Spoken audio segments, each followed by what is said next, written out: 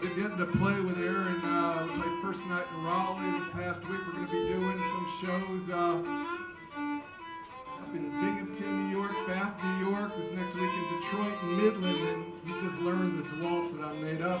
It's called the Fairbanks Cabin Waltz. I'm going to take you to Alaska for a minute or two and tell you about a party I had in Nome, Alaska. When I moved to Fairbanks, Alaska in 1985 for a graduate school in creative writing, had an epiphany. At the end of every semester, we always had a party. We didn't do that when I was an undergraduate as a business major at Duke University. We didn't do that.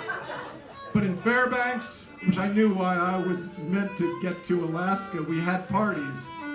And I promised myself, if I ever taught writing at a university or college, we'd always have a party. Fast forward 1990, I was teaching in Nome, Alaska. Nome is on the Bering Sea coast. It's 3,500 people.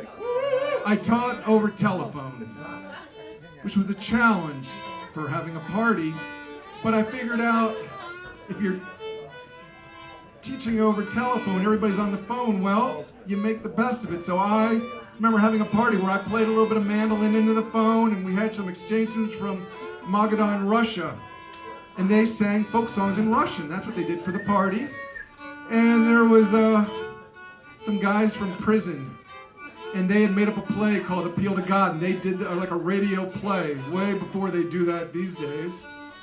And they did that on the phone, and then a fella from Wales, Alaska, played some harmonica, played guitar, and sang a Woody Guthrie song. Woman called in from where her church was in Unalakleet, Alaska, and played something by Bach. Another woman from the village of Koyuk told a story her grandfather had told on his deathbed, and it went on like this until a woman who was in the Nome classroom said, 5, 4, 3, 2, 1, now eat. And what she had done is she had baked cookies and mailed them with the instructions to bring them to class. And so here we were in Nome and in some surrounding villages eating cookies at the same time. That's what we did for fun in rural Alaska. And when I did that, the way the story or the poem goes, when I do it by poem, is I closed by fiddling the waltz in D I'd written for those who had dropped, who had earlier dismissed themselves. I'll play this waltz time or two through with Aaron with twin fiddles.